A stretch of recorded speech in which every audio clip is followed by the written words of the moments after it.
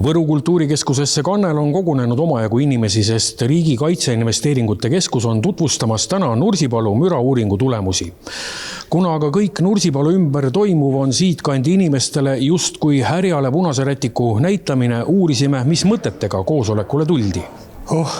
Esiteks, ega ma väga selle mürauuringut ütleme nii, et paikapidavuses väga nii kindel ei ole, sest et kuidas sul üteldagi, et kui ta siin kõik toimub niimoodi küllaltki kohalikest inimest üle sõites, siis ei saa seda tõena võtta ja mis mind kõige rohkem muidugi üldse masendab on see, et nendele mürauuringute tulemusel nendele inimestele, kes sinna 2 kilomeetri raadiusse jäävad, siis jaotatakse mingit kommiraha, et 1500 eurot, et oma nende tingimuste parandamiseks, ütelge, mis saab 1500 euroga tänapäeval. Ühe akna saan vahetada, aga mul on vaja 6 akent. Teie siin kohapealne inimene, et teie käest võib-olla ka kohe hea küsida, et kui kõvasti siis paugutatakse?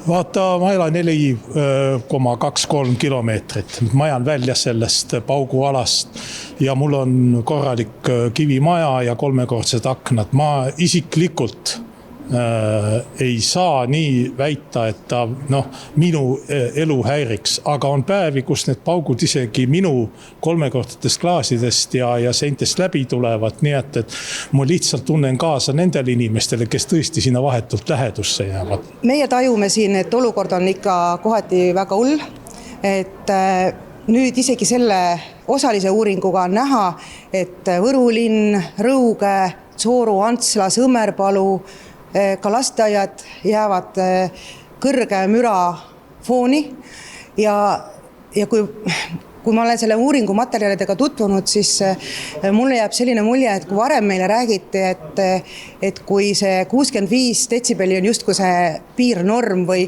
et kui see nagu võrreldi seda sellega, tasandati ära nagu päeva peale see mürahäiring ja püüti selgeks teha just umbes niimoodi, et kui sa saad nuiaga vastu pead ja tasandad selle päeva peale ära, siis on see nagu paiga võrreldav. Aga mulle tundub, et täna tahetakse selgeks teha seda, et kui 10 korda anda nuiaga vastu pead ja see ära jagada, et siis ei ole olukord üldse hull. Ja on näha, et Võru linn hakkab saama sellest väga mõjutatud, kui see harjutusväli päriselt valmis tehtaks.